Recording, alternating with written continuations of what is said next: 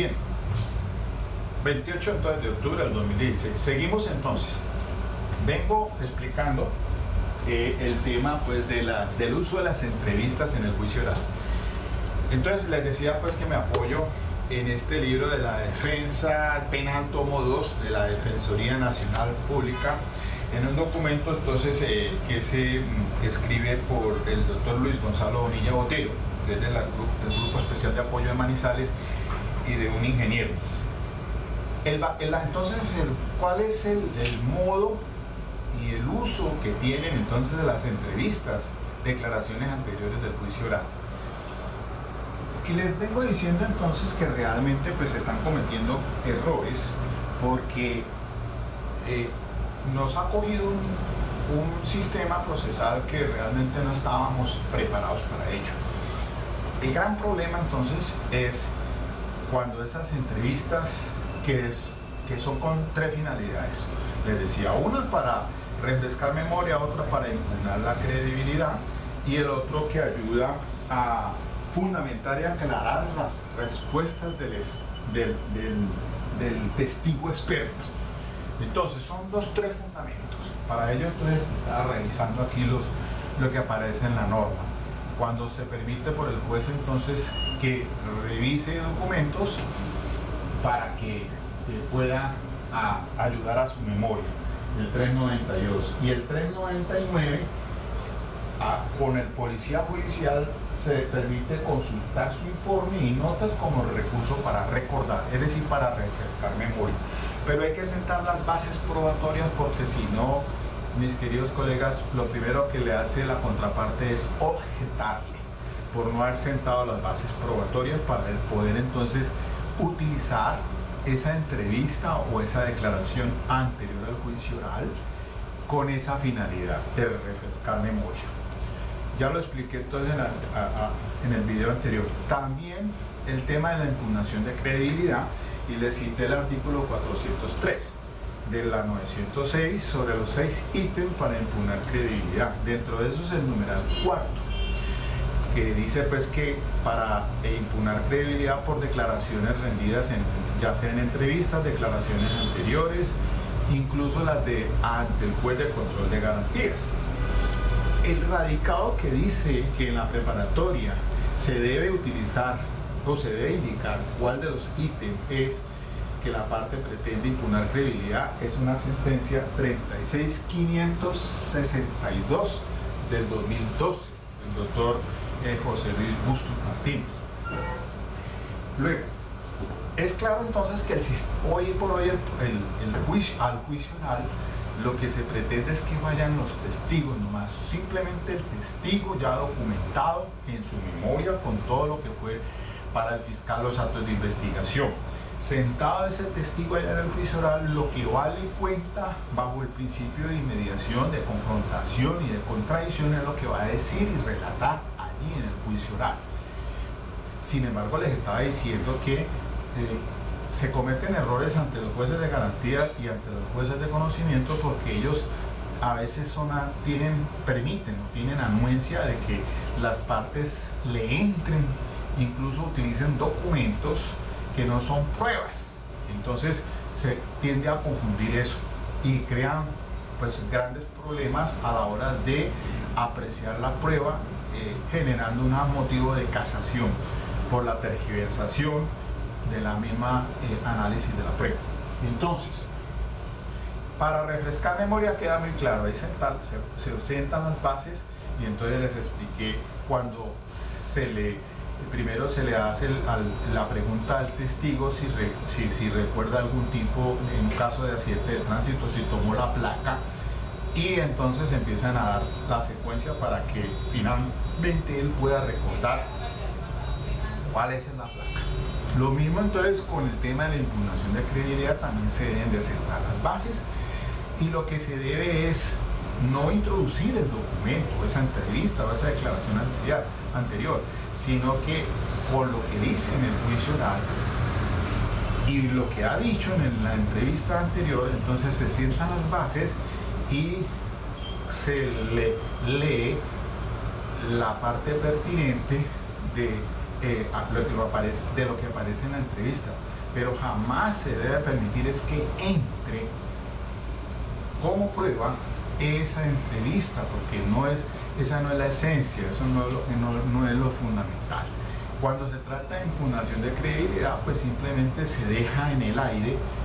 la contradicción, no se pide ninguna explicación para que aclare, sencillamente se le da en el alegato final, cuando se le dice al juez, se le hace la observación de que el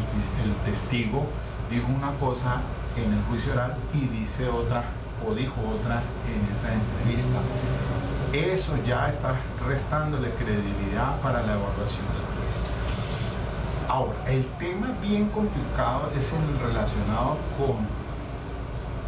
el contenido que aparece en esas entrevistas o declaraciones anteriores al juicio oral y con el tema de la prueba de referencia,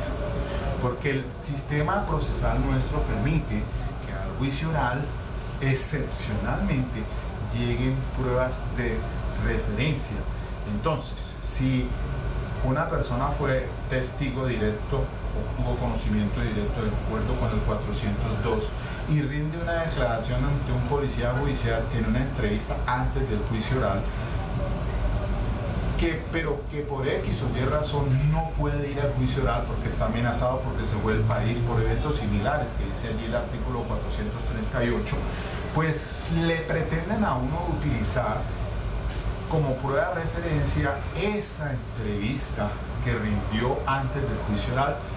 Y en esencia lo que se tiene que atacar en la audiencia preparatoria es que tiene que fundamentar la contraparte por qué razón es que no va a llevar eso como prueba de referencia, porque se viola el principio de inmediación y se viola el principio en esencia el de confrontación, el de tener face to face, cara a cara al testigo, que eso es lo esencial en este sistema. Solamente lo que llegue al juicio oral y lo que se debata ya en el juicio oral en los testigos, y ahora vamos a ver en otro video el tema de los documentos que deben entrar al juicio oral estrictamente. Entonces, dígase usted que por X o Y razón entonces el testigo no aparece, pero rindió una entrevista anterior. Entonces el fiscal dice en la audiencia preparatoria: mis investigadores tienen constancia de que la persona lo trataron de ubicar, pero efectivamente no se pudo, entonces solicito que entre como prueba de referencia esa entrevista. Llegado entonces el funcionario o el policía judicial,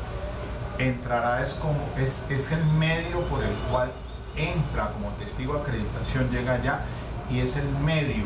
El fin es el tema que aparece dentro y el contenido de esa entrevista. Ahí sí la cosa es muy diferente, porque cuando llegue al juicio oral, entonces ese testigo, policía judicial, hará referencia entonces a la persona que tuvo en esa entrevista y hará expresiones en relación con el contenido vertido o dado en esa declaración, en esa entrevista. Ahí sí la cosa va a ser diferente. Entrará, si bien es cierto, es con un valor menguado, porque en realidad el artículo 381 en su inciso segundo de la ley 906 dice que tiene es una tarifa legal negativa, es decir, no se puede condenar única y exclusivamente en prueba de referencia. Y miremos aquí entonces en las conclusiones del escrito que está en esta obra, que les digo, temas de defensa penal, tomo 2, ya vamos en el tomo 3 de la Defensoría Pública, en sus páginas 255 a 271. En las conclusiones, y permítanme les leo lo siguiente, se toma en consideración esto: en el proceso penal se viola el principio de igualdad cuando alguno de los sujetos procesales se encuentra en desventaja sobre los demás, desconociéndose sin lugar a dudas la garantía de igualdad de armas, entendida como el equilibrio de poderes entre el acusador y la defensa, que se materializa cuando una de las partes pretende en el desarrollo del juicio oral introducir una declaración anterior en sustitución del testimonio de quien debe presentarse en juicio, valiéndose de las facultades consignadas en el artículo 438 de la Ley 906 de 2004 y en particular en el literal B, que dice de la misma disposición, esto es la prueba de referencia en su acápite eventos similares, cuando no se acredite en debida forma el fundamento de fuerza mayor razonablemente insuperable como es la desaparición forzada, desaparición voluntaria del testigo, y la imposibilidad de ubicarlo o encontrarlo. Al colocarse en imposibilidad de ejercer el derecho de contradicción, yo diría más bien el derecho de confrontación, conformándose con una declaración pretéritamente recogida con los eventuales riesgos de su dudosa credibilidad. Es que una cosa es el derecho de confrontación y otra cosa es el principio rector de contradicción. El de confrontación es precisamente tenerlo un cara a cara, y eso viene del sistema anglosajón, tenerlo cara a cara para interrogarlo y contrainterrogarlo y ejercer el derecho de impugnación de credibilidad del 403 y la refutación de que habla el artículo 393. Sigue diciendo entonces aquí el profesor: con sujeción al literal B del artículo 438 del Código de Procedimiento Penal, el juez únicamente está facultado para considerar como prueba de referencia cuando se acredite en debida forma que el eventual testigo se encuentra en circunstancias asimilables a la de ser víctima de los delitos de secuestro o desaparición forzada, siempre y cuando las mismas obedezcan a razones de fuerza mayor o caso fortuito, como la desaparición voluntaria del testigo y la imposibilidad de ubicarlo o tener contacto con él. La defensa, dentro de su actuación defensorial, tiene la imperiosa obligación, cuando los argumentos de la Fiscalía no sean convincentes, al fundamentar la prueba de referencia en el evento aludido. Esto se hace en la audiencia preparatoria. Oponerse a su admisión y exigir que el ente investigador, por intermedio de su policía judicial, despliegue todas las actividades pertinentes y necesarias que conlleven a la ubicación y comparecencia del testigo al juicio oral, como es su obligación legal y constitucional, y garantizar de esta forma el cumplimiento de los principios que caracterizan nuestro sistema penal acusatorio, entre ellos y principalmente el de contradicción. Yo aquí, con todo respeto, digo el de confrontación, por las eventuales consecuencias que la parte contraria que participa en el proceso penal no puede ejercer su garantía de confrontación. Ahí sí lo menciona, traducida en el derecho de contrainterrogar al testigo, violándose de esta forma ostensiblemente el principio de igualdad. Miren entonces pues que en el tema de esas entrevistas que quieren hacerse valer como prueba de referencia hay que tener mucho cuidado, porque si no entonces se desdibuja el sistema penal acusatorio. Si nos van a condenar a las personas con pura prueba de referencia, pues apague y vamos, se acabó esto. Y ahora yo les decía en unas conferencias anteriores sobre el tema de las agresiones sexuales en menores de edad, y entonces ya la Corte está diciendo, por allí les abre una ventana a la Fiscalía diciéndoles, pues haga entonces una prueba anticipada para que en esencia se permita el derecho de confrontación a la defensa, y entonces que entre ya eso amarrado al juicio oral como prueba anticipada. Y entonces hasta les dije yo pues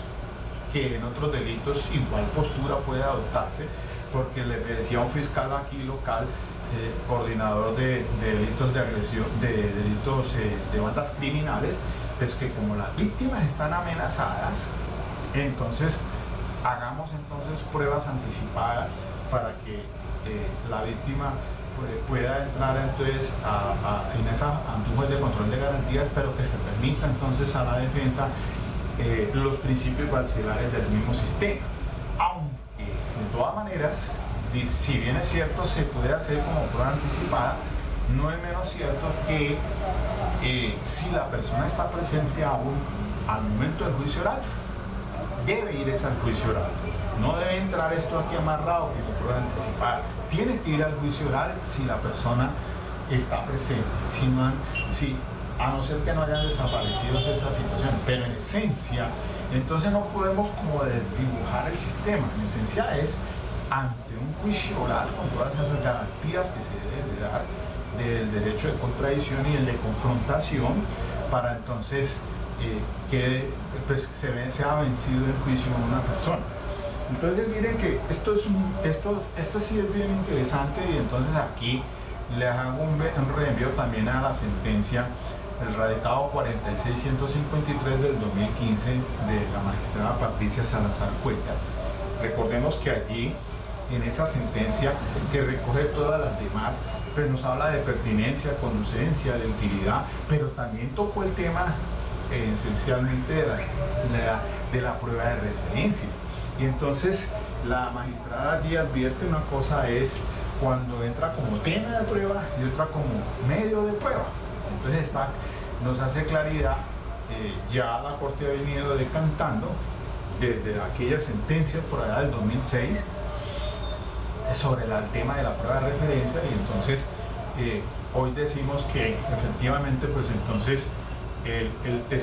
policía judicial que entra al juicio oral es el medio y entra la prueba de referencia. Entonces esa entrevista es el fin, el contenido de ella, pero yo creo que lo que debemos exigir como defensores es que el testigo vaya al juicio oral para ejercer el derecho de contradicción, porque entonces para impugnar la credibilidad, si les decía en un video atrás también con el tema de los testigos comunes, que hay un problema enorme con ello, porque pues si se va a solicitar también el testigo como común, el de la contraparte, pues la Corte dice pues que eso tiene que tener un fundamento mayor en la argumentación, en pertinencia, conducencia y utilidad en la preparatoria para que se lo permitan que llegue al juicio oral. La información que de pronto tiene el testigo allá, y les daba el caso de que aquel que conoció sobre un caso de homicidio, circunstancias de tiempo, modo y lugar, pero que esa persona también sabía de las amenazas que en un caso pues de víctima, el victimario había sido objeto por parte de la víctima, pero como el fiscal eso no lo va a preguntar en el juicio oral seguramente, entonces puede solicitarse como testigo común. Pero en esencia el sistema radicalmente es que también en el juicio oral es donde se debe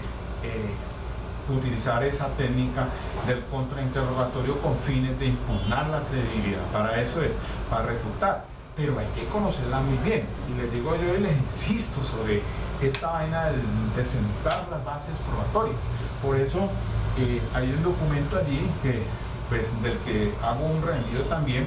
porque si mal no estoy, ese es de Alejandro de Castro González, él también hace parte de la Defensoría Pública y es coordinador académico y el de Medellín. Él se puede entrar a esa página de él, www.alejandro de Castro, y él tiene un blog donde aparece este documento que estoy revisando, el uso del documento en el juicio oral. Y entonces, para que nos demos cuenta de que todavía no se quita ese chip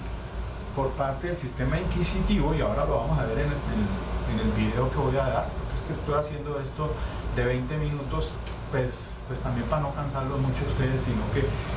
que lo dividamos para ser más organizados. Entonces, en ese documento, el del uso de documento en el juicio oral también tiene, como lo vamos a ver a renglón seguido en el otro video, sobre el tema esencialmente entonces del uso de los documentos como prueba y cómo debe ser que se utiliza. Y ahorita vamos entonces a seguir con ese tema. Entonces te invito para que no te apartes del próximo video y estés pendiente entonces sobre el uso ya de documentos en el juicio oral. Muy bien, hasta aquí nomás, dale link.